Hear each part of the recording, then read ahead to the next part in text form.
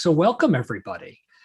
See a few people coming in there, a couple more. Nope, folks are now in from the waiting room. So we're all basically here, which is great. Thank you all for joining us here for the second of the SIS Dialogues in Global IR sessions. I had the first session 2 weeks ago. This is the second session. We got a third session planned for 2 weeks from now, March 24th. That session will be scheduled earlier in the day DC time to accommodate some participants from East and South Asia. So we can make sure that people are not having to do this in the middle of the night. So, and there'll be information about that that will be sent to you. Those are the only 3 sessions we have scheduled for this semester, for the spring semester. However, Amitav and I have been talking about continuing this series into the fall, probably on more like a monthly basis. So we will have a few more sessions that we are trying to set up for fall 2021, and information about those will be forthcoming. I'm Patrick Thaddeus Jackson. I am a professor of international studies here at the School of International Service at American University, which is hosting these sessions today. Amitav Acharya is a co-host with me of this series that we have put together to explore the concept and the potentials and the potential pitfalls, perhaps, of global IR as a way of thinking about international studies in the 21st century. Obviously, this derives to some extent from Amitav's speech when he was the president of the International Studies Association a number of years ago, when he issued a very forceful call for global IR. That speech then later appeared as an article in ISQ, as presidential addresses tend to do, and we are exploring that agenda a little bit. There's obviously been a bit of work on global IR since that time, and so we've invited people who have been working on topics like this, and also people who are looking at things that fit under the broad umbrella of global IR, but are not directly derived from the initial call that Amitav made. So complementary modes of research and inquiry that fit into this large setting. A couple words about logistics before I get us started. You will notice that we've not done this as a webinar. We've not done this as a webinar because we do think sometimes it's useful to actually see other human beings as if we were actually gathered for a scholarly occasion. That will not be the case for me because I'm going to have to turn my view away from the Brady Bunch view here and actually onto speaker view so that I can record, because the session will actually be recorded. In fact, I should probably set that up right now. Something will pop up on your screen that will ask for permission. We'll say, you know, you're being recorded. That is a privacy measure that the university has put in place. And you should see that showing up on your screen momentarily. When it shows up, you should click accept so that you acknowledge that this is being recorded, and it goes from there. When I turn on speaker view, the only people who will be shown on the recording are the actual highlighted speakers at a particular point in time. So just to be aware of that. You'll also notice that we have the chat turned off. And the reason we have the chat turned off is because we will turn it on when the question and answer period starts. But for the period of time when people are presenting, we would like everybody to focus on the presenters rather than having side conversations in the chat. So we'll turn the chat on when we get to the Q&A time. This is, of course, not any of our first Zoom academic sessions, so I'm sure we're familiar with some of those aspects of Zoom etiquette. Everybody is muted. What will happen is if you are asking a question during the Q&A period, we will unmute you, and you will get permission then to be able to speak. Or if you just want to put a question in the chat, you are welcome to just put question in the chat, and we will hoist things out of the chat and ask it. We have 2 sessions today. I will be chairing the first one, and Amitav will be chairing the second one. And we're delighted in the first session to have Ann Tickner and Cameron Thies, both of whom are past presidents of the International Studies Association, as well as Amitav. That gives us 3 former presidents of ISA on the same call, which outside of an ISA governing council meeting is a pretty rare occurrence. So we are delighted to have that. But by way of starting us off kind of intellectually, I want to read to you a statement, vision statement, which the Dean of the School of International Service, Christine Chin, drew together and published earlier this week by way of clarifying why it is so incredibly appropriate that dialogues on global IR are being hosted and facilitated by, and I even wore my t-shirt, the School of International Service at American University. So why us in particular? So Dean Chin's statement, which will be part of our official website and such going forward. Our school was founded over 60 years ago as an institution dedicated to research, teaching, and the training of students to work in the service not of any particular state, but in the service of humanity as a whole, hence our unique name, the School of International Service. From the outset, it was and continues evermore to be a meeting place for multiple disciplines, fields, and traditions of inquiry, examining global problems and challenges that transcend any one academic discipline.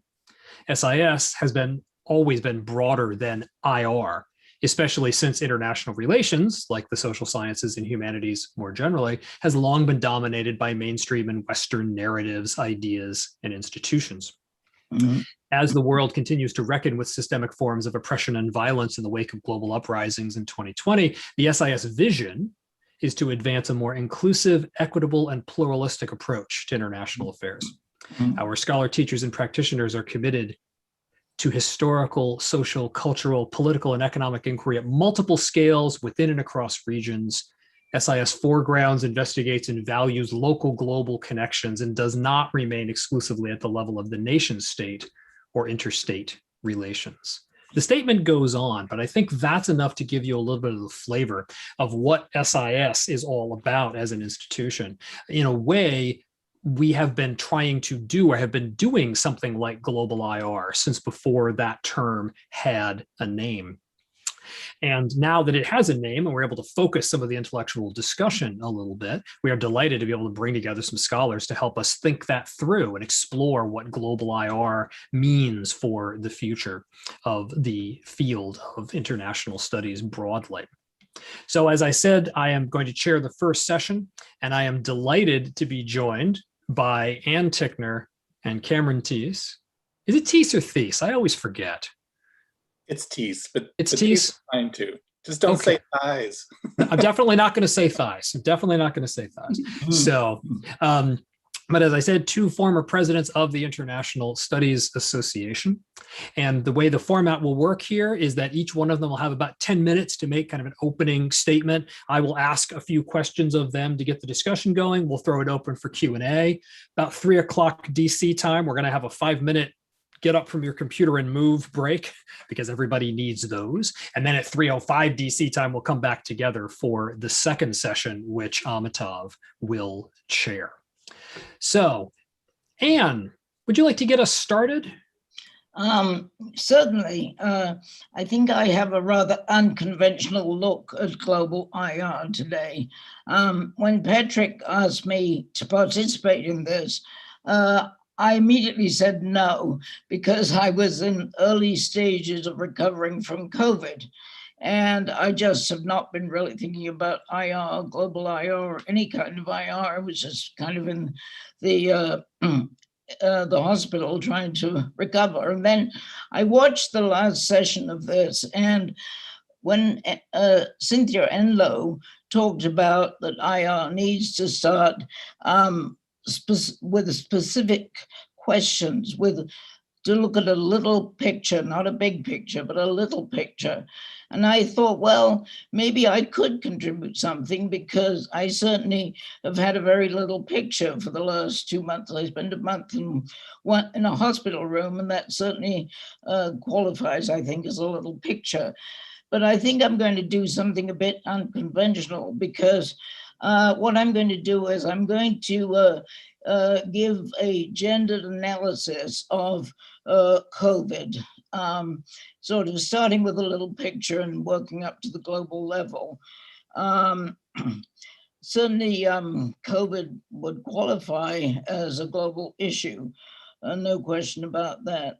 And why I'm going to use feminist theory, I think for 2 reasons. Well, I am a feminist theorist, but why I think it's particularly useful for this is that feminist theory in IR has really always been interdisciplinary. It's never been just focused on one discipline, mainly political science. And I think it's feminist IR has always been out of the side of the constraints of Western IR. It's less statist too. So just make 2 points about feminist methodology, which I will be using. First is starting at the local level, talking about people. When I first studied IR, I noticed there really weren't very many people in it at all. It was all states and so forth. So feminism certainly looks at people and starts at the local level. Feminism always is also committed to reflexivity, very much against the view from nowhere, because the view from nowhere, as in mainstream IR, is generally been a male voice. So feminists are always kind of putting the researcher into the picture. So I'm going to start with my experience and then move up. And at the end, I'll just say why I think we can learn something from this about global IR. Put myself in the picture. I am a privileged white Western woman who had excellent care. Even though I was very sick, I felt very confident that I was going to get better, although I was in pretty bad shape for a while. I was in a very good hospital. The hospital had plenty of PPE, which I know is missing in so many places in the hospitals. Every time the nurses came into the room, they put on a new gown and so forth. So it was well equipped. I was surprised in a way how many of the nurses were male. When I was last in the hospital, it was always predominantly women nurses, but now it seems to be changing. Many of the nurses I had were from Africa. And then when I got home, I've been home for about 3 or 4 weeks, but I still have caregivers. And my caregivers at home are almost all from Africa again, but they're all women, which there's a certain hierarchy in that, I think.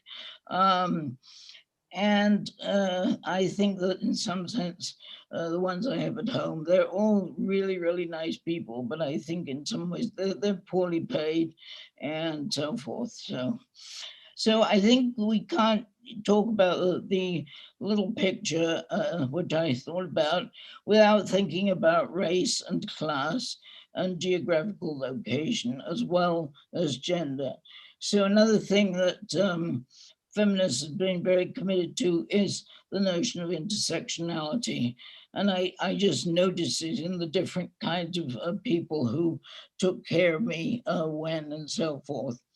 These were all what we call our essential workers. Very few of them were white, but they're all putting their lives on the line every day to take care of people like me, who obviously were very contagious and certain to this. Anyway, so now I'm going to move up. That's sort of the little picture. And what I learned really was a lot about race and class and geographical location and so forth. Interesting. And also this kind of hierarchy of care, who I think was better paid, more respected in some sense. I want to talk a little bit about the state response to COVID. Huge variation, which I'm sure you all probably know about. And it's not a geographical variation. If you take Canada has had a relatively low rate of the disease, whereas the United States is about the worst. So geography is not going to explain it, although it does seem that many countries in Asia have done well. And I'll come back to Africa in a minute.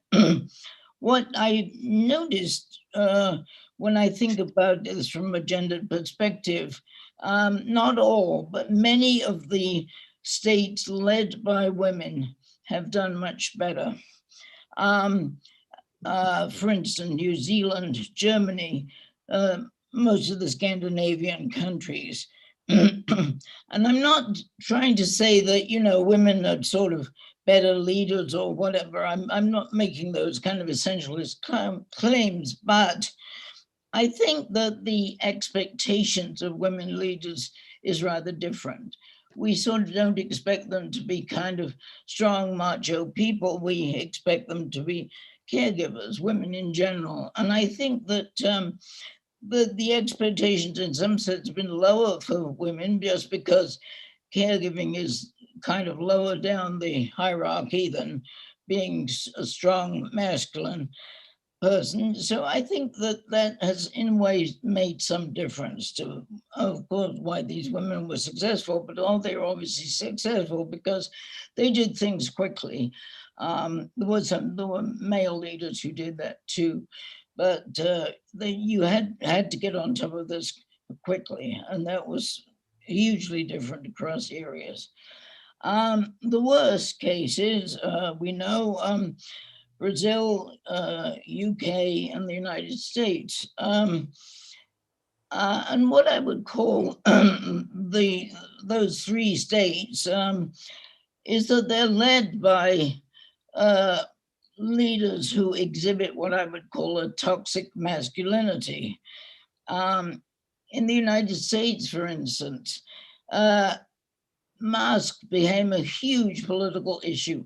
Wearing a mask was considered to be wimpy, to be sort of feminized, and that had a huge effect on our disastrous rate of the disease. I could mention more things about Trump, but there isn't time. But there are actually physical attacks on people who ask somebody to put on a mask. Restaurant workers, etc. They were actually physically attacked because they asked a customer to wear a mask, which I think is pretty extraordinary. Africa, I think, has not suffered so much. I think that requires a different explanation, which I don't have time to go into, but I did read somewhere that Africa has a younger population, and it's mainly the elderly who have died from this disease. And also it's less urbanized, and COVID spreads much more quickly in an urban environment. So now, just quickly, the global level, I think there are two issues that have led to some of the failures at the global level. The first is militarism, and the second is neoliberalism. A lot of people have said that we're equipped to fight wars, not pandemics. I mean, in general terms, that's particularly true of the great powers.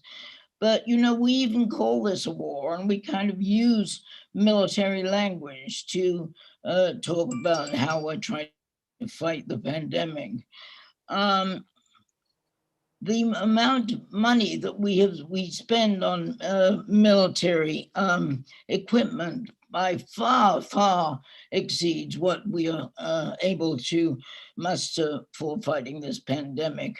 So the priorities are not with fighting disease, they're with being militarily strong. And here I'm obviously making a generalization, which isn't true for every country, but it tends to be true for the great powers. So the other explanation, I think, for poor leadership is neoliberalism. Since the 1980s, a huge disinvestment in public goods, going along with the sort of liberal idea that the state should not be involved in people's lives. And obviously, this has had a huge effect on healthcare, on public health, infrastructure for healthcare, and also for other needs that we have with infrastructure. Really, this has declined enormously since the 1980s, the money we spend on public goods. And also this ethos of individualism, which neoliberalism tends to spread. We're all in it sort of for ourselves. That's certainly true in the United States. I don't think it's true globally, but there is this sort of sense that you can take care of yourself. You don't need the state to take care of you. And obviously that doesn't work at all in the kind of situation that we now find ourselves in. So lastly and quickly,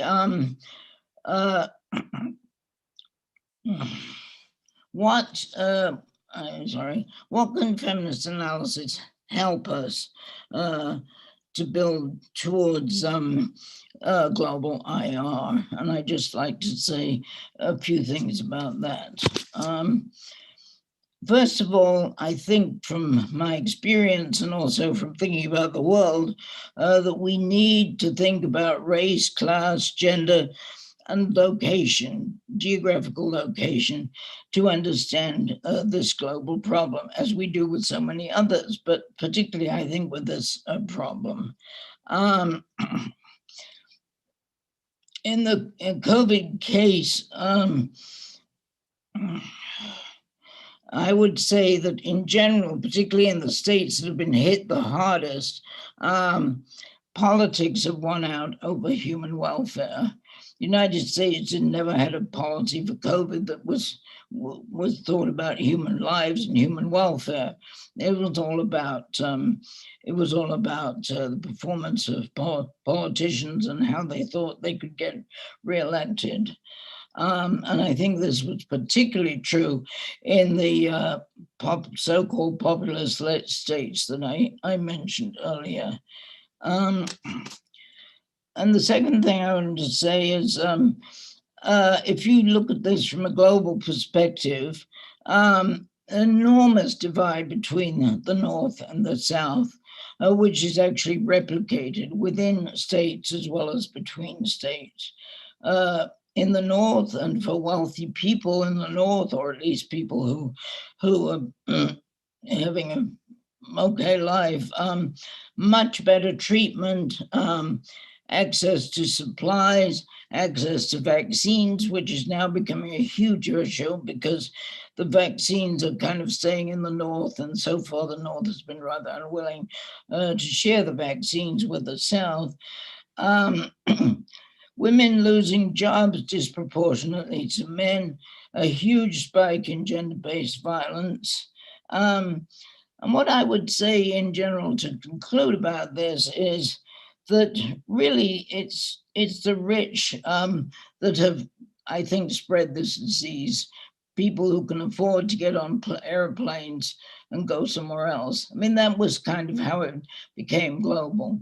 So I think that the rich really are responsible by and large for this disease, but it's the poor who've suffered from this disease. I mean, that's not exactly true because rich have got the disease, but they do have much better treatment options. And I think thinking through all this and thinking how it would help, whether thinking globally about this, we also need to think about redefining security, which is something that I've been talking about for 20 or 30 years. Security doesn't just mean the security of the state. And I think that COVID has really, really brought that home. Rich states, poor states, everybody's contracted this disease. In some ways we all become equal, except we're not equal because it depends whether we get the right treatment. I also think we should start thinking of ourselves as citizens, not fighters. Citizens would perhaps get us past this sort of neoliberal individualism.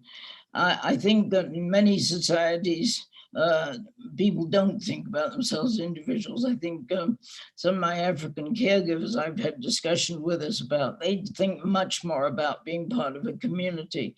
So I must say I'm coming from a very US perspective, but I do think that there is a sort of sense that we're fighting this disease, but we're citizens. We should be citizens, and we should all be in this together.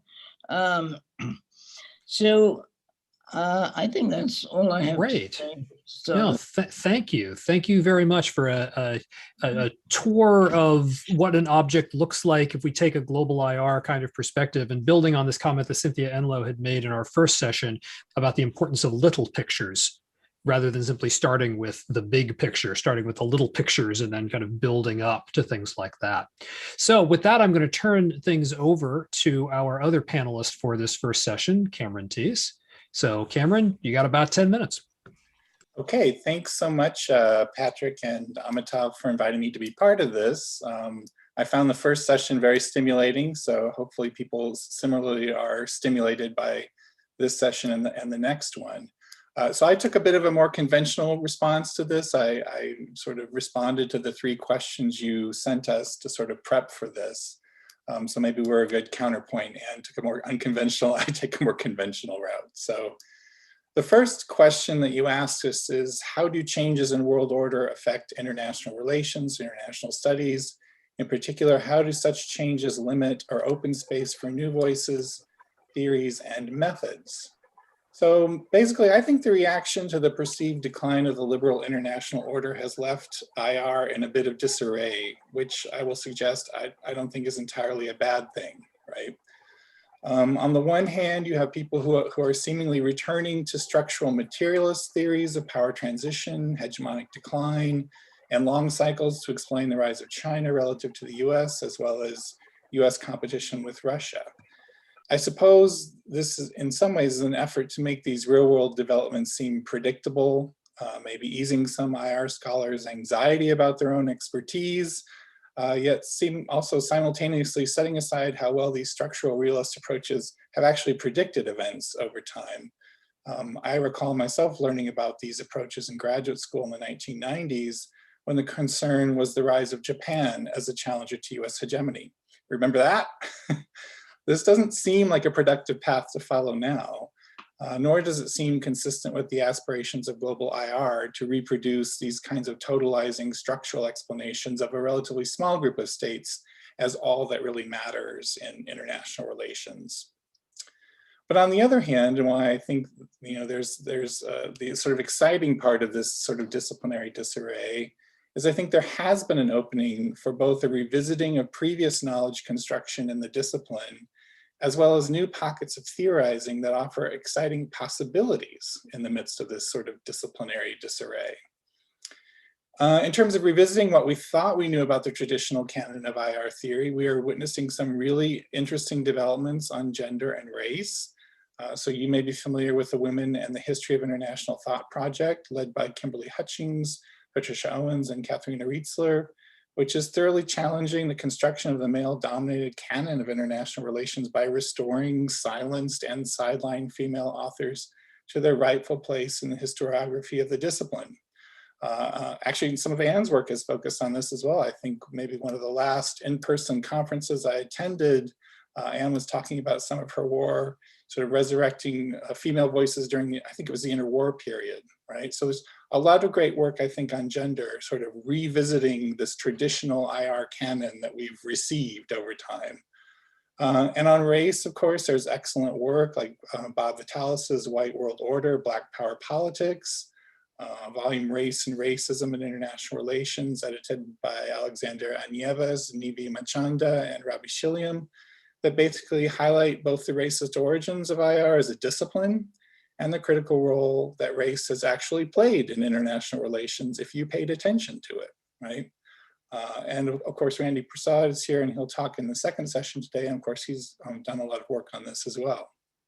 And certainly there are lots of other contributions coming out, seemingly more than ever now in this sort of opening I think we have that I'm omitting. But I think this interrogation of the traditional IR canon is both long overdue and consistent with the goals of global IR, at least as I read it. Also, in terms of new theorizing, things are taking a turn for the better, right? I thought Patrick would like that.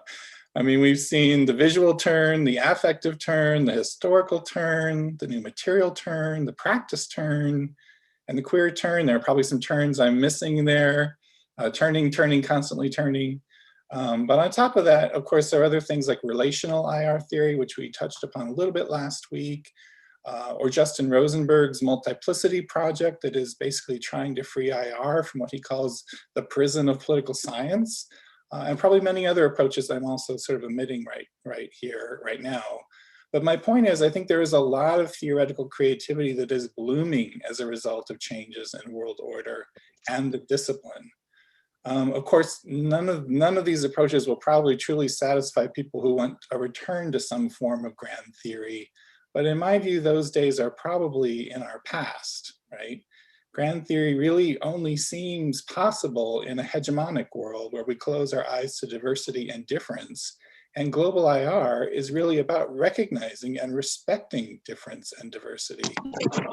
And I think that's incredibly important, and probably one of the areas where both Amitav and my presidential address really intersected, I thought, as Amitav rushed up to me after I gave my address and said, hey, we're talking about two sides of the same coin here, right? So basically, I think the perspective that global IR contributes is really perfectly attuned to the changing global order. Like now is the time, right?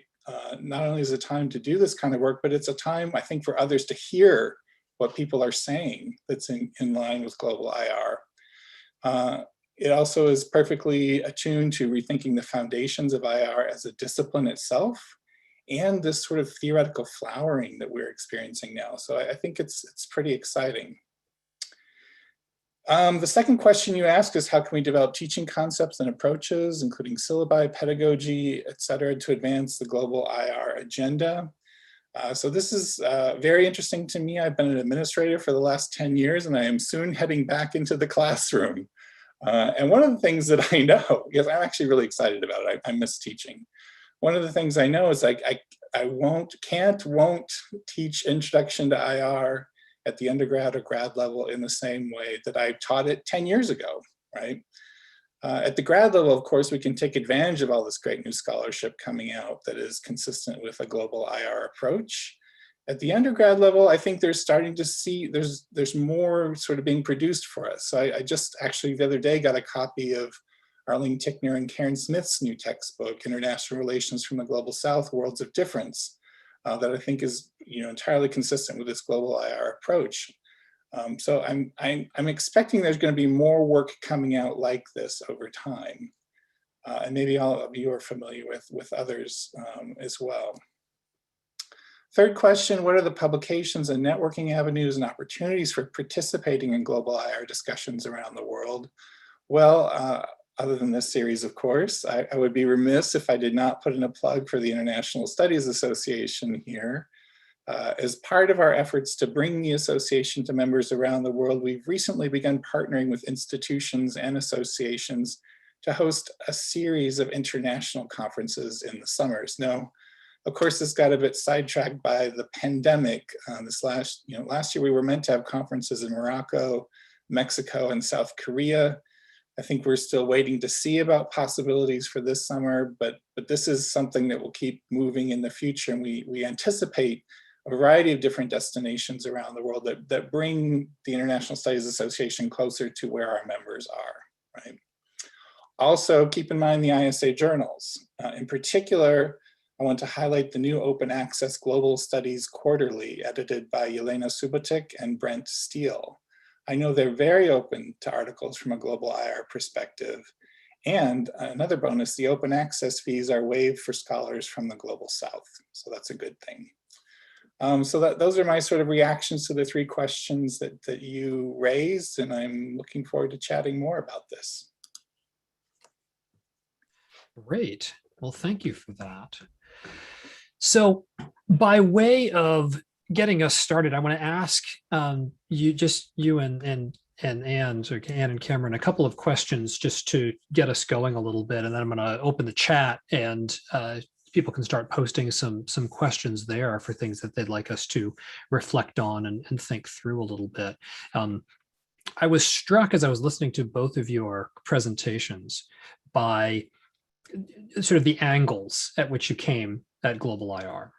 Right. So Cameron, your angle on this was definitely sort of thinking about the overall institutional patterns that something like global IR might either fit into or change in effect. So given the institutions, I wanted to ask you in particular, do you think that global IR as a concept necessitates or points toward institutional changes that we might need to make in, say, the way we organize the study of international affairs. As you know, and as I'm sure most of the people in the audience know, this varies tremendously from state to state, from region to region, whether international affairs is understood to be a freestanding thing or whether it's part of another discipline, whether it's a meeting point of a couple of different disciplines. How does that look from your perspective? Do you see changes that we would need to make in the way we organize the study of international affairs to make more space for something like global IR? That's a really good question. I hadn't exactly thought about it like that, but I think, possibly.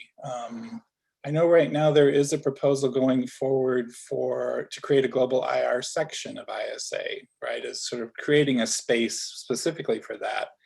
My only concern about something like that is I worry that you get all the people interested in global IR in a particular room and it becomes an echo chamber, right, where I would really want to see these principles, this perspective of global IR spread across the International Studies Association, right? So it is interesting to think about the institutional dynamics of this, like how, if we are in effect trying to proselytize for global IR, which I think I am, I embrace the sort of principles that Amitav laid out in his presidential address. What's the best way to do that, and what are the barriers to it, right? And certainly we do know that academia itself, the structures of our universities can be a barrier, the structures created by our associations, our journals, all of these things can be barriers to new ideas. So you're right, we may have to change this, sort of some of these patterns. I've always thought that international relations is broader than political science, where it is embedded in the United States. And in that way, I'm totally with Rosenberg. I'm breaking out of the prison of political science, but that's not going to change the institutions, the institutional makeup of most departments in the U.S. I happen to be in a school that's interdisciplinary. You're in a school that's interdisciplinary, but that's still the minority of where most IR folks are located in the United States, and of course elsewhere around the world. It really, as you say, it varies quite a bit on whether international relations is a standalone sort of discipline and department, or if it's subsumed into something else. But really good thought-provoking issue, and something that I think we'll have to engage with.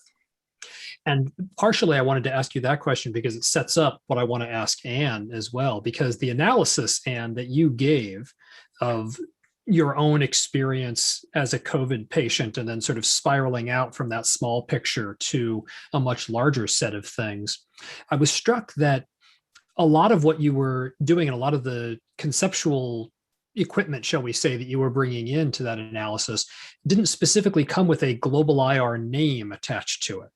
So I'm wondering, and that's not a criticism, that's just an observation, do you see that, does the label global IR, does the concept global IR do anything for your thinking, or is it more of an affirmation of things that you were already working on from other kinds of streams? So I guess what I'm asking is, for you, is global IR a distinctive thing, or is it a new way of framing existing trends and pushing them perhaps? Hold on, I think you're muted, so. There we go. Well, I mean, I think as a feminist scholar, I've always kind of thought of IR as being global rather than interstate, because that's never sat very well with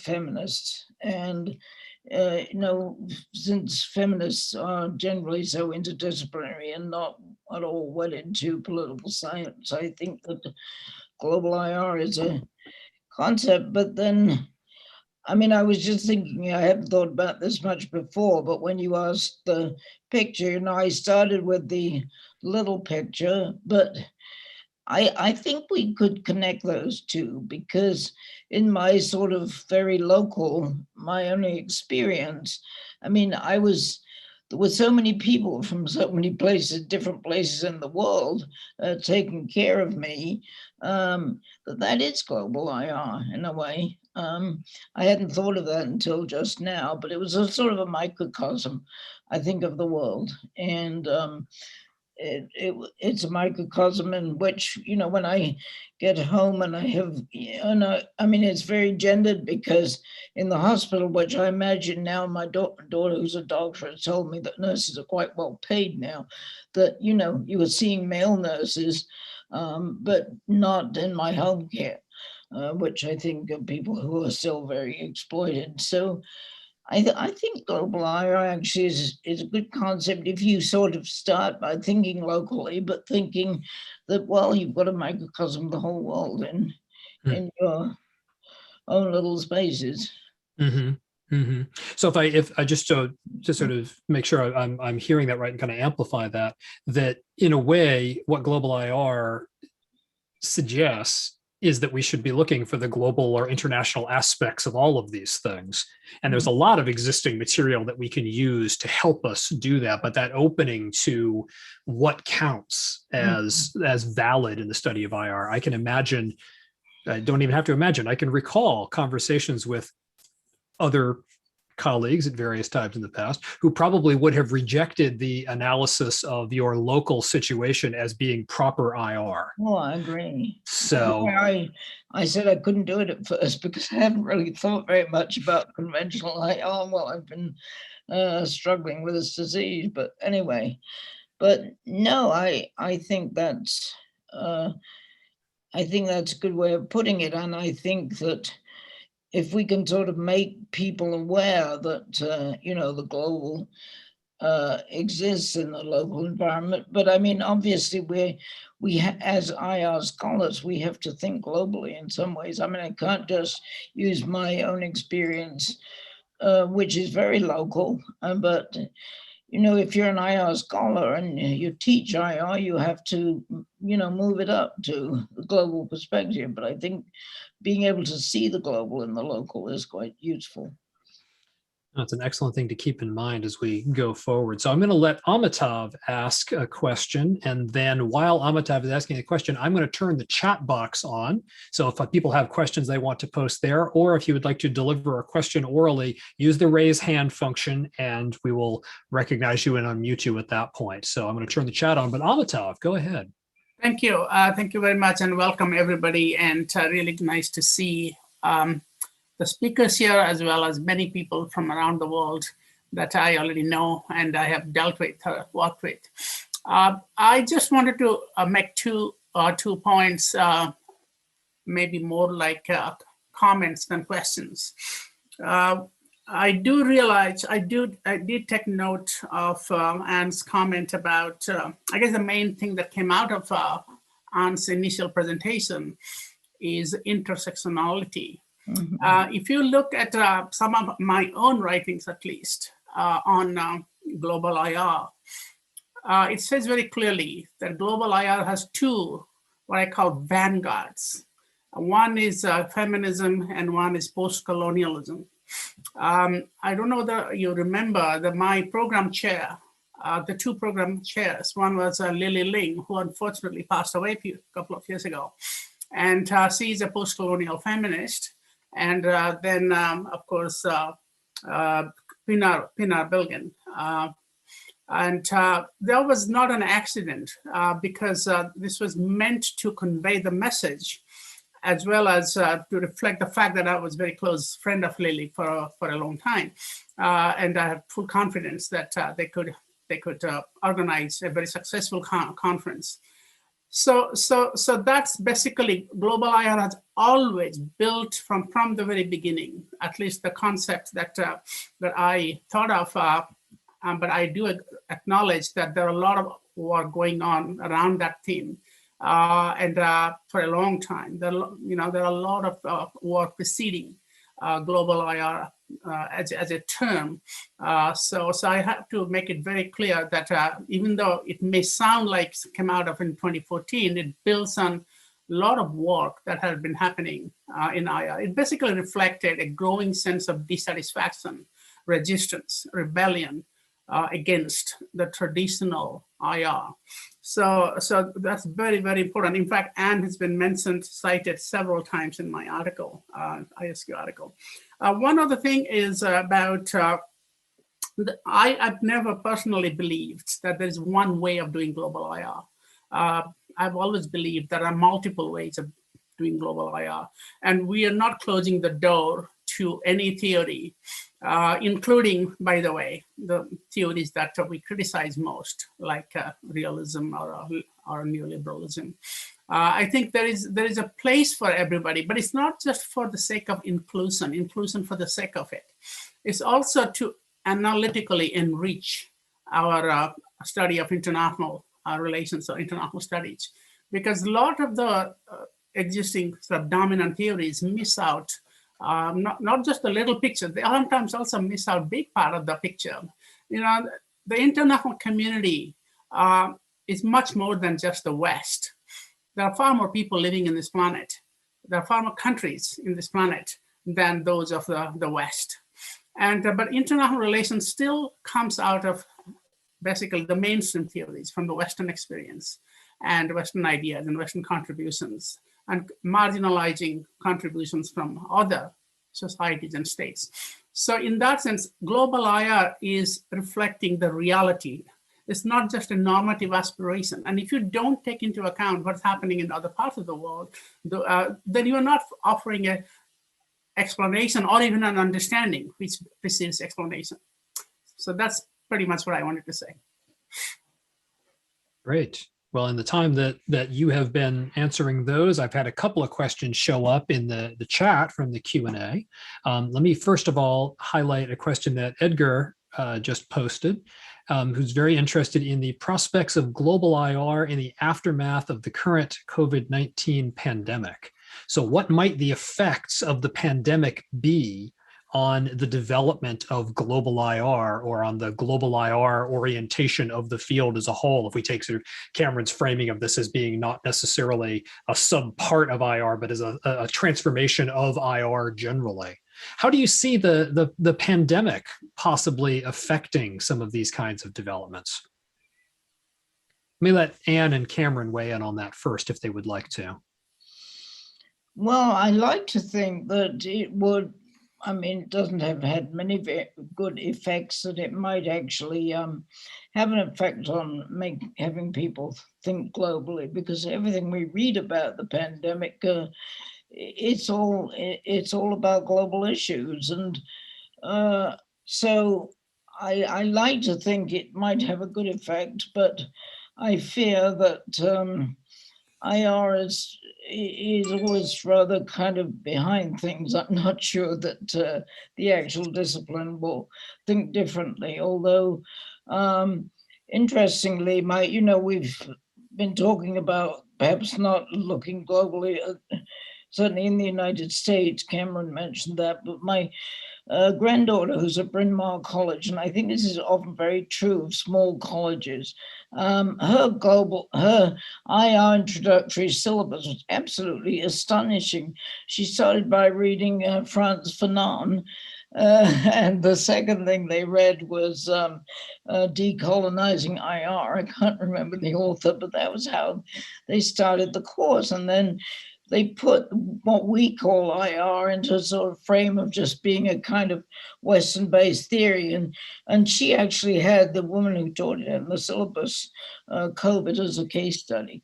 So I've had a little more faith in some of these smaller institutions, which are not, sort of fighting the battle for research success and so forth. That's a really good point, Anne. I mean, part of disciplining people starts when they're undergraduates, right? Mm-hmm. When they're first learning about IR. And if they learn the traditional canon, mm-hmm.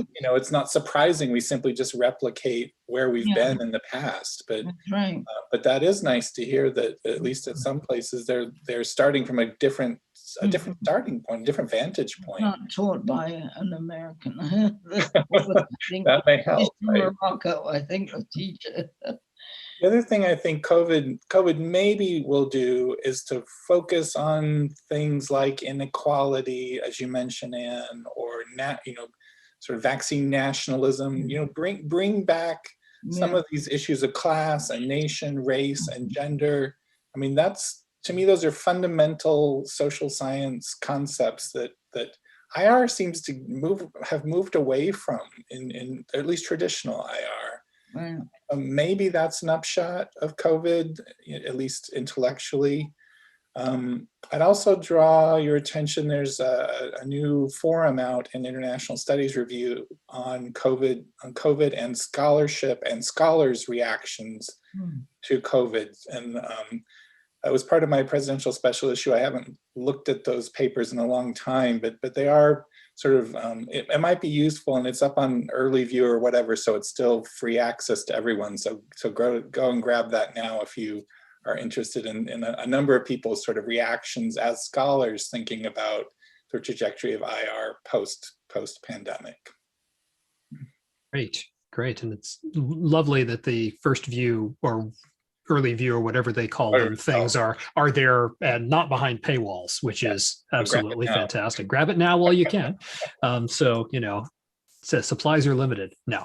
A couple of questions came up in the chat that I want to highlight. They actually, two of them that kind of fit reasonably well together. So Alexandra had asked a question about the very notion of global, suggesting, in context of global IR as a kind of research agenda, maybe the thing is not only the geographical spread of interest, but maybe that they're deeper and more specific, then maybe the framing of this not as global, but as globality might be more relevant.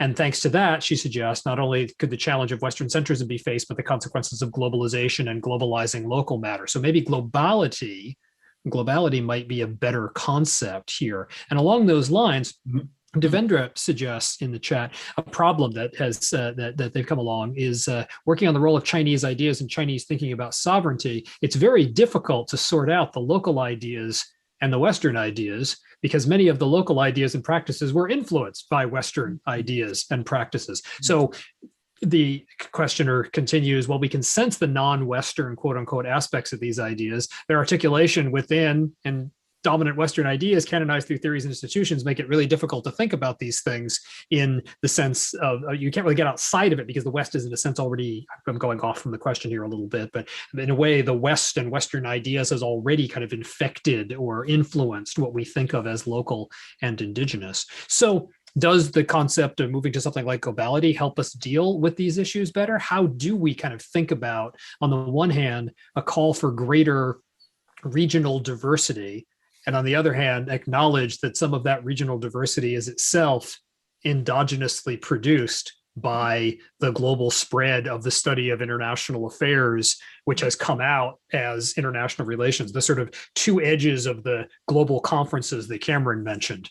On the one hand, it's a great opening. On the other hand, it's could also be understood as, well, it's a set of Western ideas, dominant ideas kind of coming into these local situations. How do you think about that global local kind of issue when it comes to theorizing?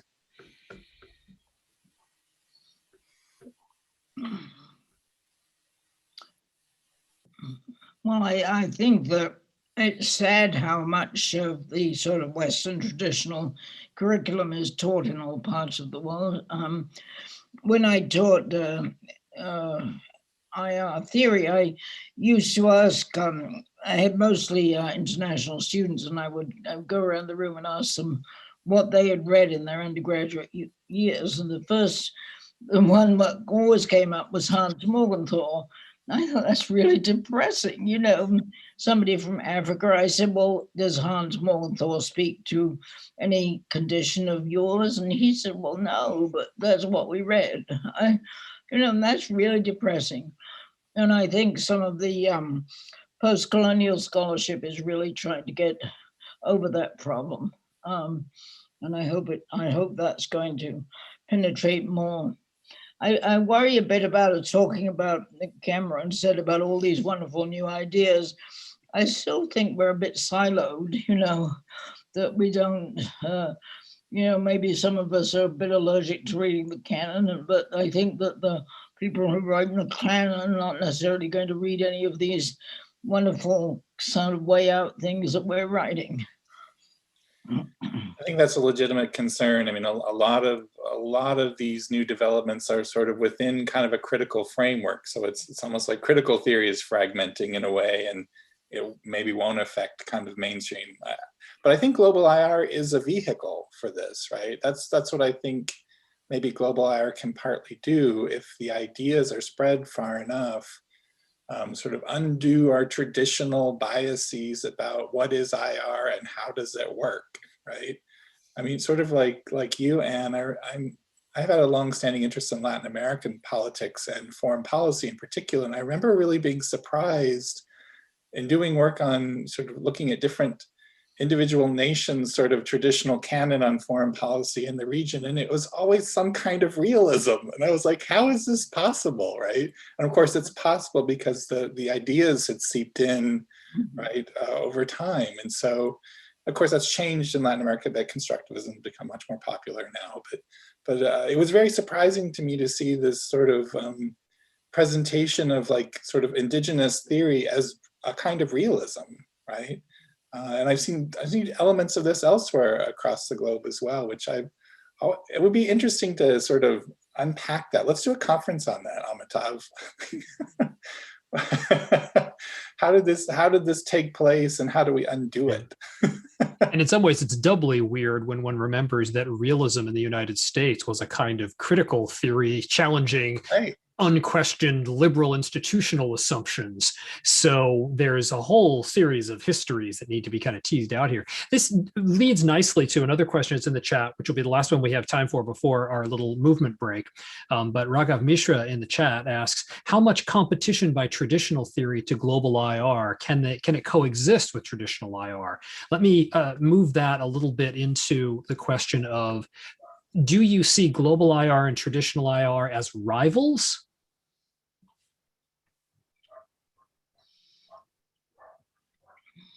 I know, Anne, I know this is a question that feminist theorists have been thinking about for a long time, whether feminist approaches and other approaches are rivals with one another, whether they're somehow complementary. Well, I don't know. I don't think the mainstream thinks they have rivals necessarily. And I think a lot of feminists have kind of given up sort of presenting the canon before they launch into whatever they want to talk about. So I think in a way it's not so much rivals of just going in different directions. And it's how I would put it. And I don't think the mainstream feels terribly threatened, although maybe I'm out of it now because I haven't taught for a number of years. And so I just don't know whether they have accepted very much of what critical theories tell us. Yeah, it's interesting. I do think traditional and global IR will continue to exist side by side. I think there are some aspects of traditional IR that could fit comfortably within global IR. Other aspects I don't think fit well. I mean, certainly if you learn IR in the United States, you are going to be taught you should try to generalize, right? Mm-hmm. So as more general a theory as possible, and focused on the state as the unit of analysis, right? And those things, an absolute slavish devotion to those two things, I think, is precluded by global IR. Really constraining. Yeah. Mm-hmm. So it definitely opens up a different way of understanding what the ambit of the field is. Although, and just to sort of wrap this up for this particular session, that does make it, as you alluded to in your talk, Cameron, a little difficult to figure out how to teach it, particularly to undergraduates, and exactly what one teaches. And that's a consideration that was part of the discussion last time, and I hope will continue to be a discussion as we go forward with this, because in addition to our roles as being scholars who produce knowledge in the global IR framework, we're also teachers who are engaging with students and trying to equip them to understand things going on in international affairs. So I think we always have to keep at least one eye on this question of how would I teach this and what would this look like? What I'm going to do now is I'm going to use my chair powers to impose a 5-minute get up from your computer break. Everybody stretch. And at 3:05 DC time, actually no, 3:06 now, because it's now 3:01 DC time. At 3:06 DC time, we will reconvene and Amitav will chair the second session. So everybody, literally, take 5. Hi, yes, welcome back to the second session of the second dialogue. And you already know a little bit about me, so I'm not going to introduce myself, but I'd like to introduce global IR a little bit from one particular perspective that is very, very important to me. As I said, global IR is, there's no one way of understanding global IR, and it's not a theory. It's deliberately, at least in my view, it is not a theory or a paradigm. We don't want to start another paradigm conflict as has happened before. But one thing about global IR is pluralism, as our dean's message pointed out, is pluralism. But having said that, it is going to be impossible for international relations to go past those turf wars, whether it's wars between theories or sections or subsections or caucuses. Both institutionally and also theoretically, there is always going to be competition and rivalry. So one of the things global IR can probably do, and that's certainly something that I would like to promote, is to talk not within the echo chamber, as Cameron pointed out. That has never been the intention of global IR, but not preach to the converted, but bring in maybe a point of coordination, point of conversation. This is the dialogue that we're trying to promote. And you can see our speakers, they're not from any particular theory or particular school of thought. They come across many different perspectives, realists and constructivists and liberals and feminists and postcolonialists. That's the conversation we are trying to build and develop under the rubric of global IR. So having a global IR section, by the way, Cameron is still here in ISA, it's not going to be that it's going to be an echo chamber. It's actually going to do a lot of this coordination and bringing together across ISA sections and caucuses. Having said that, let me now invite our two speakers. So we have two speakers. One is, of course, our own colleague at SIS, Professor Randolph Prasad, who has been already mentioned as a pioneering scholar on race and postcolonialism. And the other speaker is Diana Terzi from Tlaxo, Argentina. And she is a very, of course, well-regarded, well-known scholar on IR from Argentina, but also from the Global South. She has had a lot of interesting, important roles in Global South IR. But I want to also say one particular thing that I'm involved with her is that she is editing, co-editing a book on Latin America in global IR. And based on a conference we organized in Buenos Aires, and as now that's in press now. So Diana, welcome from Argentina. Too bad we couldn't bring you here in person, but and Randy, of course, Professor Prasad is a dear friend and colleague of ours, a major voice of global IR at the School of International Service. So I don't know, I think we should give the privilege of to our guest of being the first speaker in the second panel, since she has come, she's coming from afar. So Diana, you are the first speaker and you have about 10 minutes to make your opening presentation. Okay, well, thank you. Thank you for the privilege. Thank you very much. And thank you for inviting me. This is a very interesting session. And in a way, it's very challenging. So by way of a start, and to use my 10 minutes, I mean, Amitabh's call for a vision has, of course, many challenges, and I'm going to speak to those in a while. But also the challenges come out of its very attraction. The call for decentering, scientific decentering. Anne said, and I thought that was very interesting, I'll pick up on that, Anne said that IR is a vision from nowhere. Well, I'm not quite sure, sitting in nowhere, that IR is a vision from nowhere. I would say that IR comes out of the needs of certain countries, of imperial countries. It has a racialized view, and mentioned that. And it's often a militarized view. So that is a vision from somewhere. And it is a vision from very precise places. And one of the issues that, of course, that IR has never covered and might be able to cover is, if we move out and spread out into global IR, is the attention that Anne herself mentioned, more attention to the social as part of the international.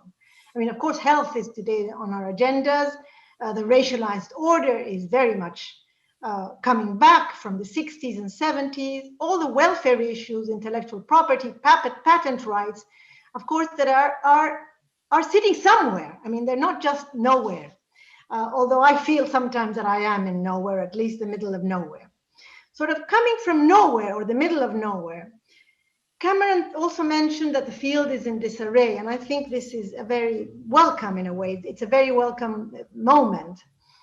So just not to interrogate the canon, as we were saying, and not just to break out of the several prisons that we've had, whether it's political science or it's for US foreign policy, but it's a very welcome moment because these nowheres are sort of, in a way, maybe have been rising. We don't know what is going to happen with COVID and post-COVID world, but they have been sort of, have had more structural and relational power than they've had before. So into the challenges. I think one is methodological, is we need to bring in, and that is a very important challenge, is we have to bring in other disciplines. And that means also exploring what counts as theory in different parts of the world. Theory is not defined in the same way in different parts of the world. For example, theory testing does not have the same currency in many parts of the global south that it has in the United States. But perhaps more importantly, because we can deal with theory testing, we can train students, etc., that would not be a problem, is that more importantly, we look at where we come from rather than where we want to go, is that in the South, there is a commitment, a very strong, or a very, very important commitment to the scholar, activist, practitioner person. I mean, most of the scholars are practitioners, and many of them, of course, are activists. One of these examples, of course, was mentioned as Frantz Fanon. I mean, he is a very sort of a personality, the type of personality that I'm trying to draw attention to, but also in Latin America, now going specifically to Latin America, although I would include Frantz Fanon, of course, in the Caribbean, and that would include Latin America and the Caribbean, which I think we need to do as well. But in Latin America, and the theology of liberation would be part of theory, for example. Or we should consider it as part of theory. I'm not sure we do, but I think we should consider it as part of what I mean by what is meant by theory and how the social issues have to be brought in. I mean, of the personalities, of course, Frantz Fanon, Eric Williams, Rivera Kusikanski from Bolivia, who's bringing together gender and race in very interesting ways, but they're not part of the canon. They're very much part of the decolonial, post-colonial way of thinking. But theology of liberation, and I don't want to make too strong a point in here, but theology of liberation brings in a global view of people rather than states. And that brings me to the point that we don't actually teach theology of liberation very much, or at least not in non-Catholic universities. And we don't, it's not part of the canon. Maybe it is in Catholic universities. But the interesting thing is that if one looks at the discipline of international relations and the way it has been born, or the way it has been taught in Latin America, is that the very first schools that had schools of international relations were precisely the Catholic schools, because they had this global vision. So I have not looked at what they taught, but there must have been a lot of realism, going back to Cameron's point, and I'm going to pick up on that as well. But I mean, there was a vision in the Catholic schools, and I have to say I'm not a Catholic, but I just want to bring the point of widening the discipline, is that how these non-state views of international relations, non-state-centered views of international relations, and especially the Jesuits have been teaching international relations. And of course, we do have a Pope today that has that global vision that we should be looking into. I'm not doing that, but we should be looking into that as well as part of global IR. So coming from nowhere, I think one of the specificities is that the framework, and that I'm going to go into Latin America specifically now, is that the framework, the international, is never taken for granted, which I think happens if you are sitting in the United States. That the international is what you build, rather than you can take it for granted because it's what you're building. I'm not saying you personally, but what the US discipline is doing. And what happens in Latin America is that the international is always taken into the framework. We start from the international. And starting from the international, we've had concepts that starting from the international have built concepts that have been regionalized or that have low regional value. And of course, the concepts of center periphery, that brings me to the point that we have to bring international political economy as well, which is very much a birthmark in Latin American international relations. The concept of center periphery, the concept of developmental regionalism, the concept of peripheral realism, of course, we should bring here. And I think the reason that realism has had such wide currency is not perhaps because of the infection with Western theory, but because the state was seen as part of the movements of independence. And so much of the theorizing from international relations comes from the role of the state in the independence movement and the role of the state in development and state-centered development and the need to have development space. So there is a way of interpreting realism in Latin America that does not necessarily build on Kenneth Walls or does not build on Kenneth Walls, builds on Kenneth Walls very in relative sense only. So what we see in Latin America is some infection, of course, but of course there's also some controlled eclecticism.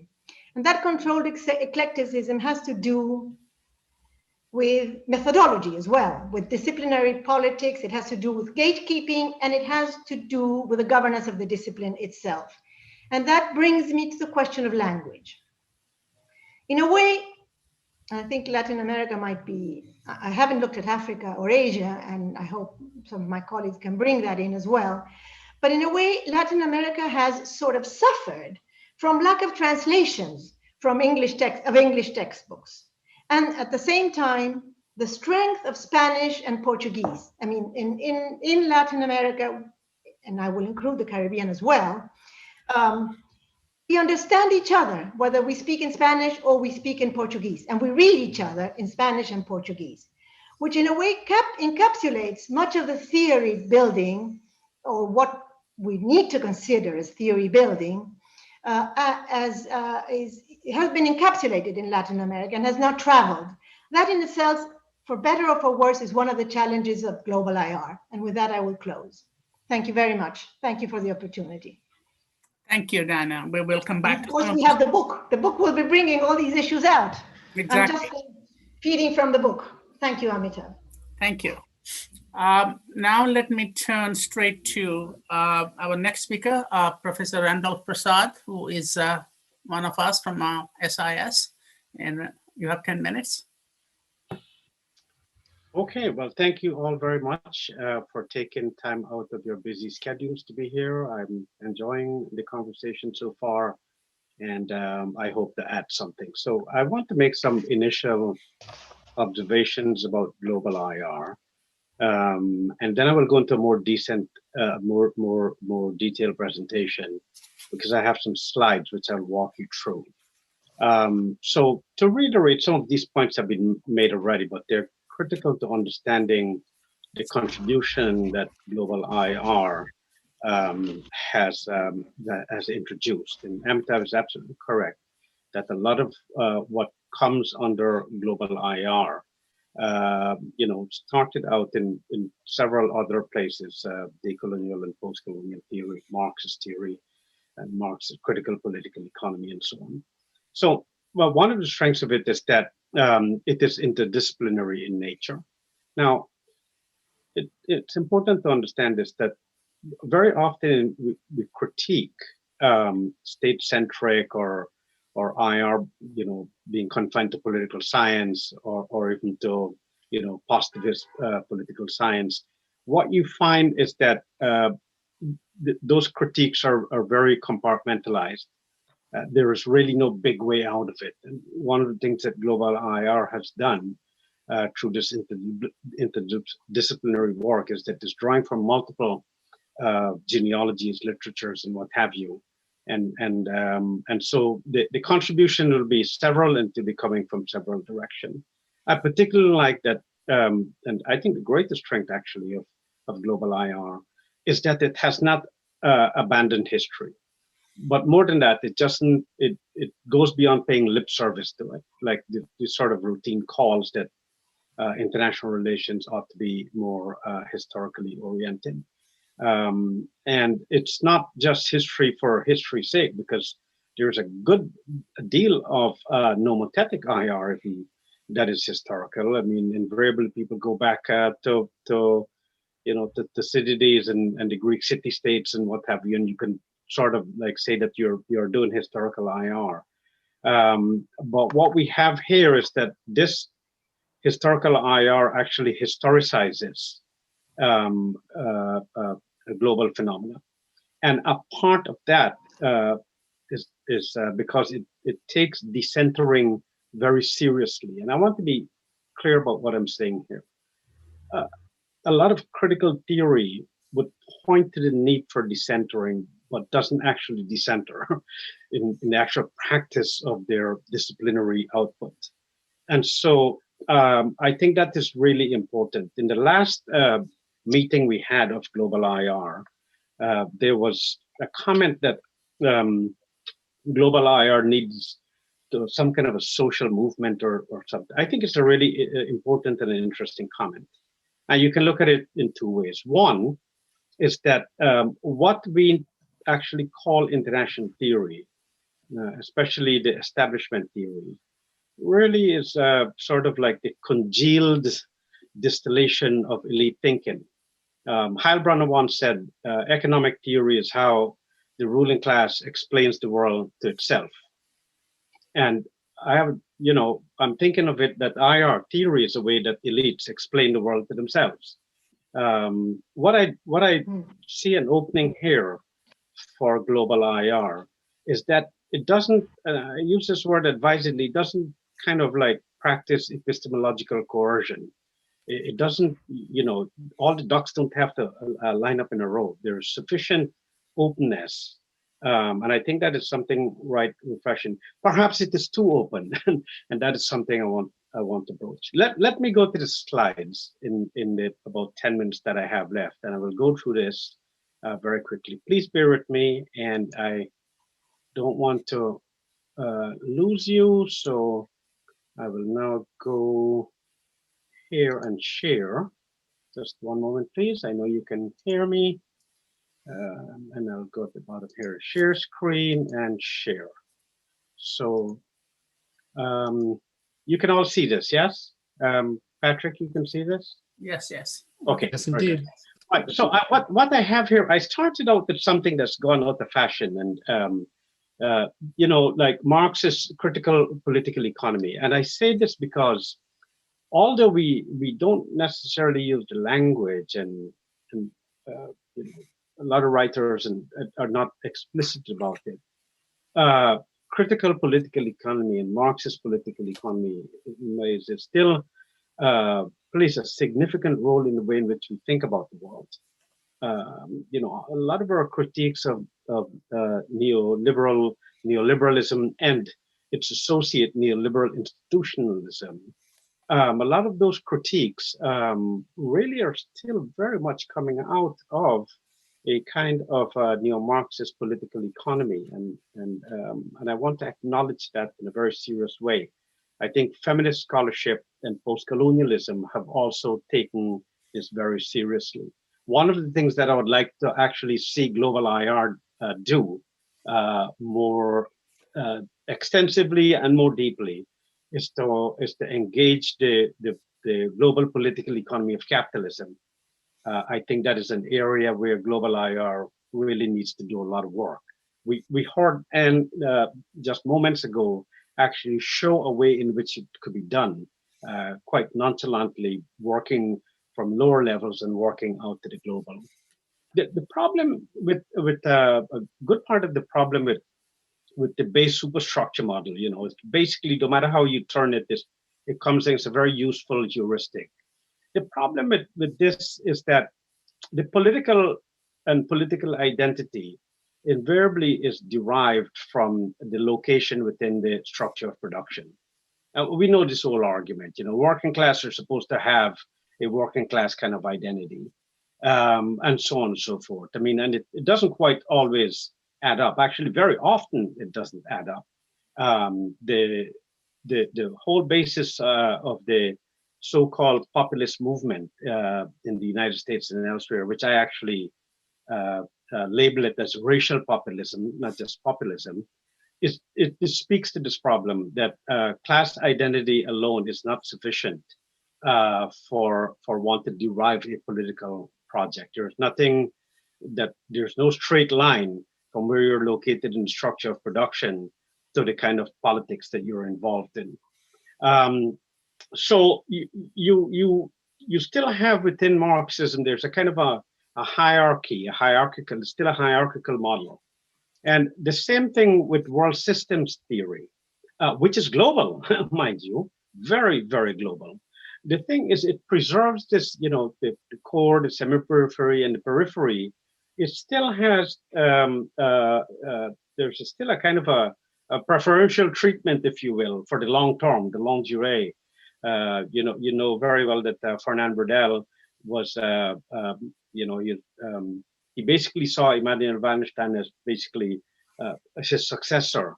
And Wallerstein, the world systems model, really is, in a weird kind of a way, and very interesting kind of a way, has a strong structural component from it. And the problem is that it's very hard to derive a politics from it. I have a lot of constructivist friends, and so I'd say this in a friendly way. Part of what is wrong with constructivism is that it really is liberal, but there's no necessary politics that goes along with it. There's no social movement, so to speak, that's there. Now you see the same hierarchical model in neorealism, right? Where you know this model. Basically at the lowest level, agency is essentially sublated out of existence. It doesn't really matter. The state is a black box, and you go back to the structure of the system. You will see something.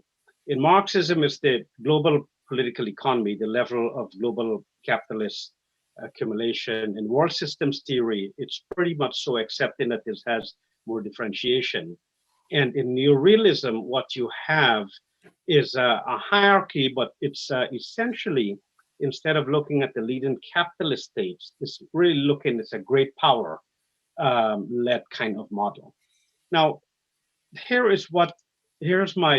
I'm working on this right now, so please, it's a work in progress. Here's my global IR. You will see that at the bottom hand here, I actually begin with social forces. And this is really important. You just heard Ann Tickner present, I think, an incisive feminist analysis of the political economy of COVID-19 and the social relations that surround it in spatial terms as well. And so I like the fact that global IR has room for social forces, which then allows for the politics of identities to be structurally within the framework of analysis itself. And then you go up here, states are still major actors. You can't want a totally non-state-centric kind of approach. I mean, states are major actors. They still control the vast, they do have a monopoly in arms, sort of, in most places anyway. And then what you have, so global IR preserves race as an important variable in analysis, but then it adds regions. And this is a game changer, I think, because regions have the same kind of ontological weight in terms of units of analysis as states do. And then you also have world order. The level of world order, in a sense, is sort of resembles, the global capitalist economy and the global security structure. If you go from world systems theory and neorealism. So what do we have? The global IR model allows a very differentiated kinds of sets of relationships. So, for example, there's a lot of reciprocity between states and regions. Where states, the relationship with social forces is a very power over and direct kind of exercise of power. The level of warlord, which I see as the global capitalist system and the global security system dominated by great powers, have they have relations of dominance over states and only tangentially deal with social forces in any kind of a direct way. The relationship with regions is rather more ambiguous, is differential, largely because it depends which region you're talking about. So that the EU, for instance, has a very different relationship with the World Bank and the IMF and the WTO and so on than, say, compared to CARICOM, or even ASEAN for that matter. So I think there are multiple lines of relationships that global IR allows you to pursue. Here's one last point about this. You could actually begin, and you could begin your analysis anywhere. You could begin at the level of warlord. You could begin with regions. You could begin more inductively, kind of a bottom-up kind of subaltern analysis, begin with social forces. You could also very well begin with states, because after all, the question of state has to be translated into forms of state. It's not a state, it's not a static kind of institution. The form that it takes is really dependent on the social forces from below and from the warlord pressures that are being generated from above. So the global IR, in a sense, Althusser once said that knowledge is accumulated wisdom of past philosophers, and it brings to mind here Robert Cox's model of social forces, forms of state, and world order. And in that model, you could actually begin anywhere. You could begin with states, you could begin with warlord, you could begin with social forces. What Coxian IR didn't have is that it lacked any kind of basis in looking at identities. It has ideas, but not identities. And in part because I can tell you that I'm sure about this, because problems of race within Coxian IR were considered to be problems of false consciousness, a peripheral matter, in part because of the privileging of the relations of capitalist domination. I think global IR has provided a room for this exclusion within critical theory to be corrected. Let me leave it there and leave sufficient time. I can come back and answer questions. I do want to, again, in closing, say that there's a call here for global IR to more systematically incorporate critical political economy into its analysis. The postcolonial roots of it are already there. It has strong feminist, strong capacity for engaging feminism, and has already been doing that, as we saw just moments ago. Let me leave it there for now, and I will take off my share right here. And there we go. Thank you. And yeah, okay, we're good. Thank you. We can still seeing your screen. Yeah, okay, just a moment. Just a moment. Yeah. Yeah, good. There we are. Thank you. So those were very, very stimulating presentations, and I have changed my own screen to another part of the world in keeping with global IR. This is South Africa, where I taught for a while. Now, we will start a little bit of back and forth discussion. I'd like the two of you to engage each other on a couple of questions that I'm going to pose you. And one of them has to do with this local global interaction. So Diana, speaking from Argentina and from an institution and focusing a bit on the Latin American experience, and keeping in mind that she's working, she and I are working on a book project on Latin America and Caribbean in global IR. So the question is, how does a regional specialist, I'm not talking about you being an area specialist, but being in the region, there is no question that you'll be paying a lot of attention to what's happening in that region. Just like I started my IR looking at Southeast Asia, looking at the global picture from Southeast Asia. So you are doing that, Diana, and Professor Prasad, you actually talked about postcolonialism, which is a global theory, and critical political economy, Wallerstein and Brodel. These are very macro level, very sort of generalizable propositions and concepts, even both in space, but also in time, if you talk about Brodel. So could you try to relate those things to each other? How does a global view takes into account regional context? Also, I think some of you might already know that Professor Prasad also deals a lot with Caribbean, which is also a region. And so how do you look from a global perspective? How do you bring regions in? The other side of this is how, Diana, you looking at the region, how do you develop concepts that are globally relevant? We know some examples from Latin America already, but what is your, like something like dependency theory came out of Latin America, a little bit from Africa, but it became really global. But now, is there something else happening in Latin America that, that global IR should be conscious of and pay attention to? So I'll ask each of you to answer this. So maybe Diana, you want to start with this? Your microphone is muted. Can you unmute yourself? Here we are. Yes, here we are. Well, thank you, Amitav. That's a very incisive question. And incisive in the sense, especially for me personally, because I am not sort of advocating that regional concepts have to necessarily become global. For one of the reasons, I think language. I mean, most of the, if you do your research in a language, I mean, it's very difficult, and maybe you're not interested in making those concepts travel globally.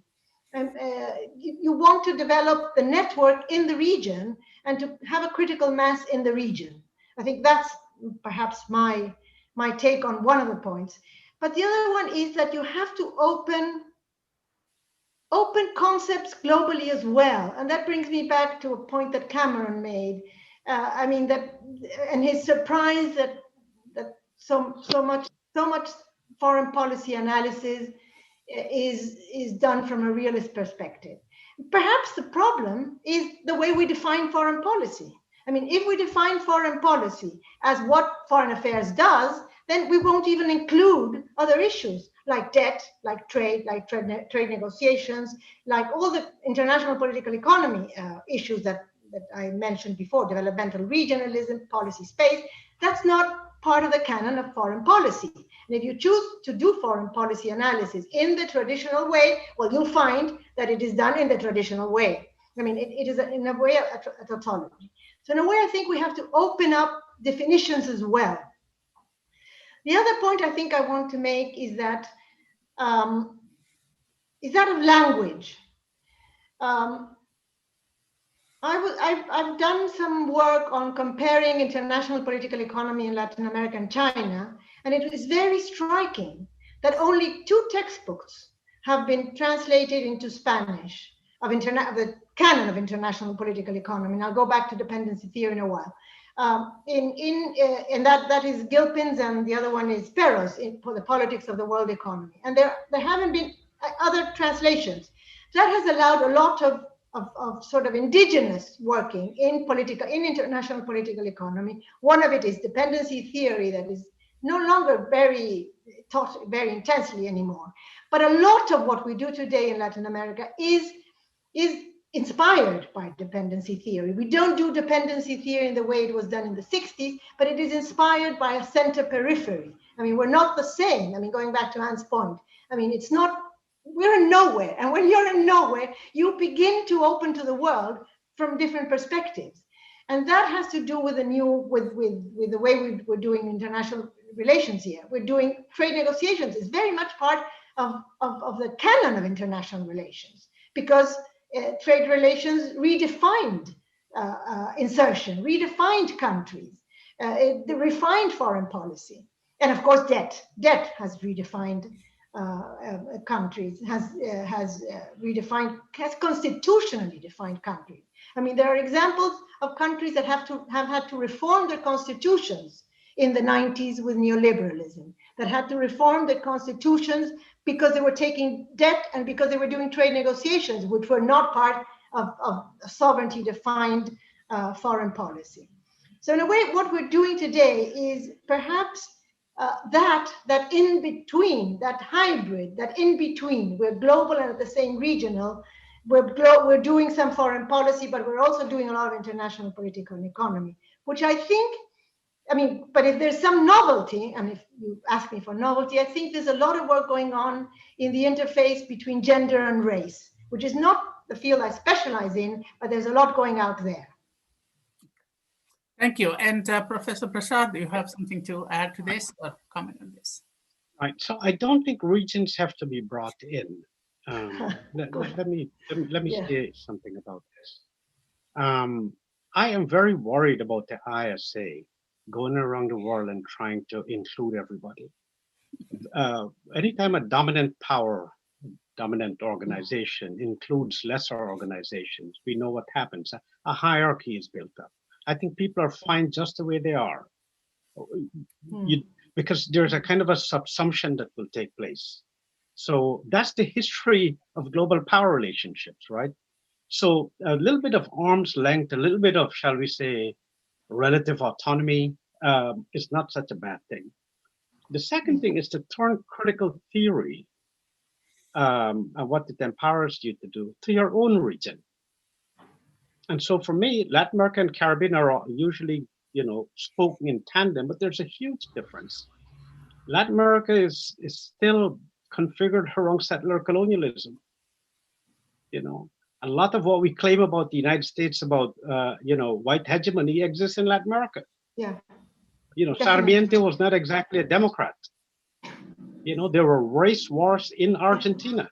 Definitely. And the effects and resettlement of people from Germany and so on, the Brazilians did the same thing. As Brazil was, industrializing, it brought Italians, especially to Brazil. Both countries wanted to whiten themselves. And so, critical theory has to be applied, shall we say, democratically.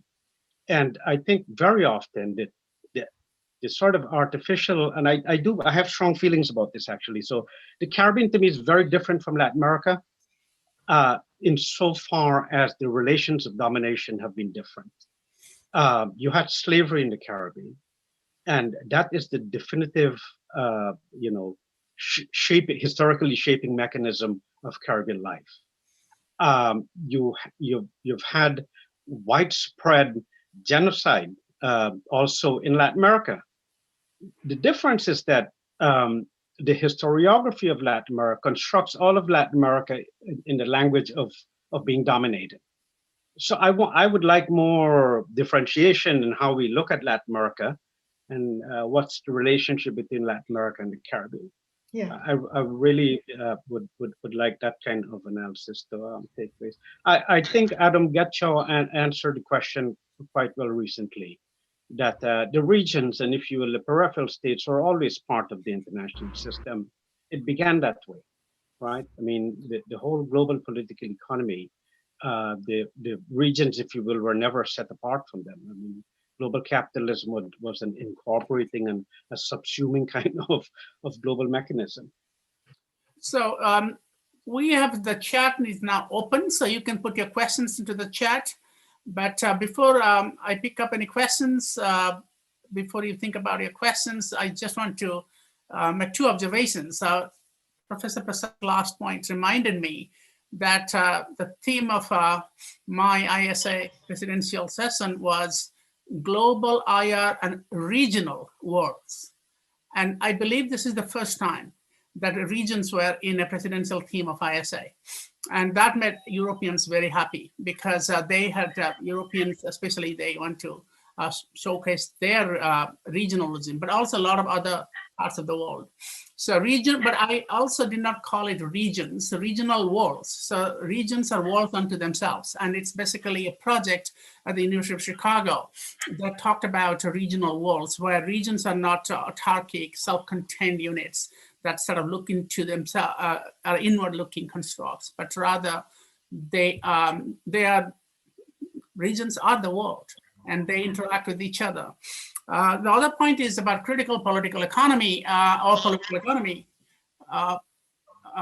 Eric Heliner from Canada has actually started doing quite a bit of work on what he calls global IPE, very much influenced by global IR, but it's global IPE. I don't know that you consider him as a critical political economy, but he has looked at Latin America very much and other parts of the world. But I think it will be really good to engage more. We might actually bring him to one of those dialogues, but others as well. Okay, so we have a question, Patrick. Sure. Okay, you can go ahead and you can pose your question. Great. So I wanted to connect the two parts of the conversation we've been having today. I want to get your thoughts, the two of the panelists' thoughts on one of the issues that was raised in the first session, particularly the issue about teaching and about how one teaches given the kind of canonical inheritance that we have of particular works in international relations. And I think this is probably different on an undergraduate versus a graduate level. I mean, if one is teaching graduate students who are expected to make their way in the field, there's a certain level of knowing the tradition that they have to be exposed to. So they have to be familiar with some of this kind of existing language so they can give job talks and get published in journals and so on and so forth. So what I want to know, though, is how do you incorporate some of these global IR sensibilities into your teaching? Are there particular works that you like to utilize? Are there exercises? Are there ways of communicating this? And how do you balance the global material with sort of the traditional kinds of stuff that we're handed as things that one is supposed to teach when one teaches, especially something like Introduction to International Relations? How do you work that out in your own careers and your own pedagogical practice? Can I come in? Oh. Yeah, please. Well, going back to a point that I made, I start with text in Spanish, which already breaks the canon. And then when I go into the canon, I think this is what you don't need to do. I mean, you need to know, but you don't need to do. I mean, students need to become acquainted with the canon. I don't want we don't want ignorance, but we need to know that this is where we don't want to sit. For that, you need to bring texts in Spanish, in Portuguese, in whatever language, wherever you are. I mean, that of course is more difficult if you're sitting in the United States. But a lot of our colleagues start with Fanon. Fanon was something that, I mean, when I studied, we started with Fanon. I mean, this was maybe 30 years ago. We started with Fanon. We started with Albert Hirschman, who had an experience in Latin America. Hamza Lavi was another person that we studied as a concepts of the state by Hamza Lavi, concepts of development by Albert Hirschman, concepts of race by Frantz Fanon. So we start differently, which brings me to the prison of political science. And I think this is where Latin America is going to suffer. In a way, it's suffering. It's not going to suffer because of the dominance of political science, or the increasing dominance of political science. And that is relatively very new, because political science in Latin America is a very new discipline. It's only about 20 to 30 years old. I mean, it started with the democratization of Latin America. So people that were trained like myself before the 90s do not start in the prison of political science. I mean, now, how do you open all that? I mean, you need to include more transdisciplinarity, it seems to me, not just language, but more transdisciplinarity. Bring in Fanon, bring in philosophy, bring in the decolonial thinkers. And there's a lot in Spanish as well here. I mean, there's a lot of names in decolonial thinking that are writing in Spanish. Well, that would be very difficult to do in the United States. But you asked how we start here. This is how we start. And I think I would pick up on Randy's point, the arm's length. That is arm's length is developmental space in IPE terms, is we need some arm's length. We need to make sure that the discipline has roots in the region, not just for the global. Okay. Right. So if I follow up on the point that made by Diana, very good point. And, you know, I really worry about critical theories wanting to derive their authenticity from being recognized by the established discipline.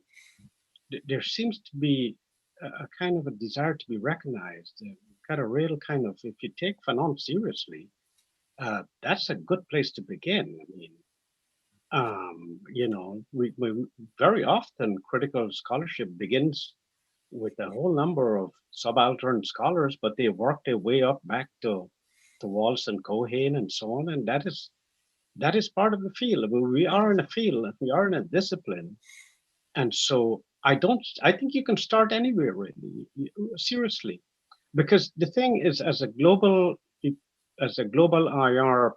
I mean, that's just a nominal kind of way of representing something, right? But I don't think Diana or myself or Amitav or most of you here will teach IR, whatever text you use. Even if I use Kenneth Walsh, you wouldn't teach it the same way.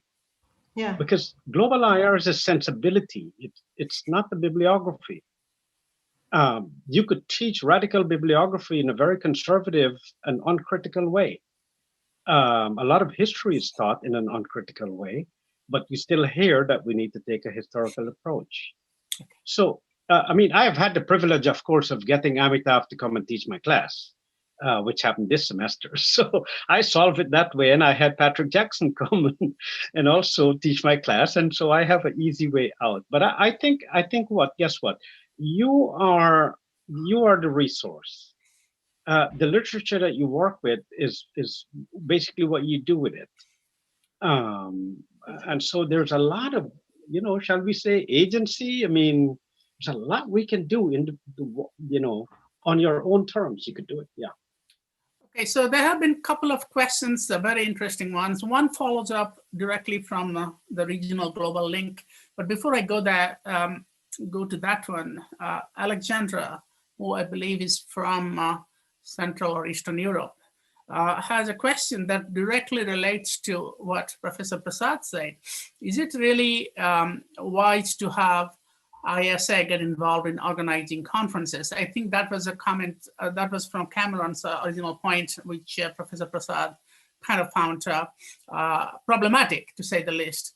And Alexandra's question is that actually this may have some positive effects, because you bring in, you know, in her view, I guess Eastern European, Central European IR departments are very conservative, and that bringing in an outside force could actually break that mold.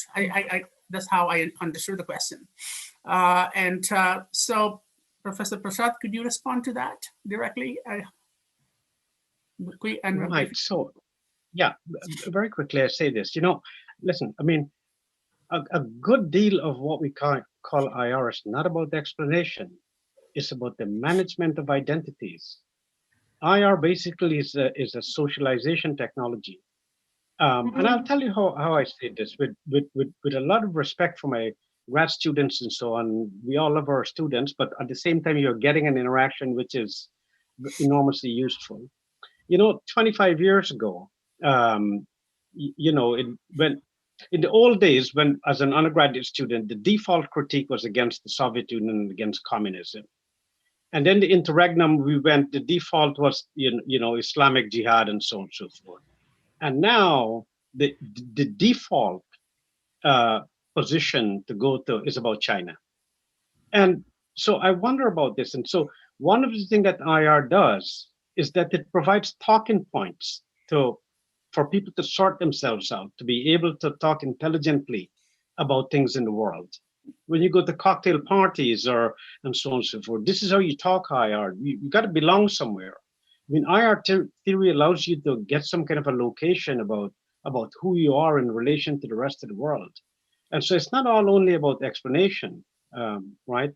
So I think a strategic counter-hegemony, which I mean is a long-term process of decolonization, has to be less concerned about, the kind of reactions it is getting from the establishment quarters, and avail yourself to a lot more openness. We have only less than 5 minutes, so we have one more question, but I'd like to tell Alexandra very quickly that the global IR section that is being proposed, the idea came from Czech Republic, Czechoslovakia, and from Prague. And it is actually in many ways driven by Eastern Central European academics because they didn't have a voice. They don't have a voice in ISA. So hopefully you can support that. I'll be happy to correspond with you on that. The final question, and I just a 1 minute answer here, that how do you integrate this from Richard Moss? How do you integrate regional dynamics with system level theories? So when you find something in the region, how do you, do you relate to, do you integrate with the system level theories? My personal view is look at Ben Anderson, Imagine Community. I don't think Ben Anderson could have written the book on nationalism, which is an all-time bestseller, if he was not an Indonesian country specialist. He was an Indonesian specialist. He studied Indonesia, did his fieldwork in Indonesia, and wrote the best, one of the best, maybe we disagree with that, books on nationalism that everywhere. So to me, you don't have to integrate to a pre-existing theory, you create a theory. And if you want to integrate, that's fine, but you don't have to. But if anybody wants to have a one minute answer to this, Diana, do you want to have a 1 minute answer to this? 1 minute answer is history. Begin with history. I think this is what Ben Anderson did with history and his personal history. I mean, you have to begin with who you are. And I think that's very important. And that's a very important lesson that Anderson leaves behind. Not just his Perry Anderson brother, which is also history and personal history. And begin with a problem rather than with a theory. Very good. That's exactly what Global IR is trying to do.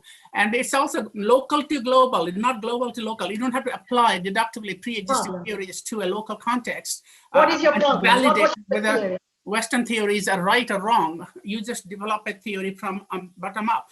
Professor Prasad, you have 1 minute answer to this, then we are just on time. No, I think I will leave it for you and Patrick to give some closing comments. I think I've, my point about this thing about desire is a very serious thing. And this is coming from Slavoj Žižek and, Ilya Kapoor, whose work I'm really reading with great interest now about, and I'm taking the Fanon seriously. We can't only teach Fanon, you see. Fanon was a theorist of trauma as much as he was about, race as a nominal kind of category, right? And you got to look at the trauma. How do you deal with trauma? You don't go back and look for redress from the source that you got the trauma from. I mean, a part of decoloniality, one part of it that I find attractive is this whole, it's a heuristic, but about delinking, and that's not going to happen in a real kind of a systemic kind of a way. But it provides a way in which you can imagine the world differently, and there's great value in that. Thank you very much. And to wrap up, I think today, especially, I think in both the sessions, we spent a lot of time discussing the global local relationship, which we need to really address even more, since a lot of global IR is actually local and vice versa. And my own take on this is that a lot of global ideas come from local sources. And of course, international relations as a discipline is local in origin, came from University of Wales, Aberystwyth as a chair. I mean, so what we think as global is basically European or American. These are local constructs that pretend to be universal. And also you cannot really have global legitimacy of theories and concepts in the long run without local buy-in. And in terms of global, so-called global policies, ideas, concepts, theories cannot really travel unless they have local and buy-in. And at the local level, they always change. local actors simply do not wholesale adapt theories. As somebody said, Prasad said, you don't teach Morgenthau or Walls in the same way. So you always contextualize it. And this is pretty much what is happening in a lot of IR institutions in the world. There is a very interesting special issue of International Studies Perspectives, edited by, among others, Paul Diehl, former ISA president, to which I have contributed. Many Global South scholars have contributed. They all share their experience about how they teach IR in different parts of the world: Africa, Latin America, Asia, East Asia, and Europe and North America. And please take a look at it. It came out just last year. Anyway, I will not take any more time. I think, Patrick, we are just finishing. We're just about. I just want to make one final comment to highlight something. No, you can make a comment about the next session. You got it. Yeah. So the next session will be on March 24th. There'll be some details about that forthcoming. And I just want to connect what we've been talking about today to the things we talked about last time and sort of going into the future. One of the perennial issues as we talk through these questions of global IR is what you might call the productive tension between trying to give global IR some kind of conceptual core and treating global IR as a movement away from particular conceptual cores. And I don't think that a definitive answer one way or the other on that does us particularly well. I think that the kind of tension that we see as we try to work through these issues in particular concrete ways is what lends a lot of dynamism to this. And that's certainly been a theme of some of the conversation last session. It's been some of a theme of animating some of the things we talked about today. And I suspect going forward, this question of how do we have global IR without it turning into global IRism and turning into yet another paradigm, which can then be put into the same kind of, it seems to always be a tripartite structure, right? But some sort of an inter-paradigm war, like we don't want that. The question is, how do you do that? But how do you still emphasize the benefits of global IR without unnecessarily essentializing it? And I think that's a tension, a productive tension that continues to run through our conversation, and I suspect will do so as well in the future. And we hope you will continue to join us, and we will send you some information about the third session as soon as we finalize those arrangements. Thank you all for being with us today. And this will be posted on the website. And again, we look forward to more conversation in the future.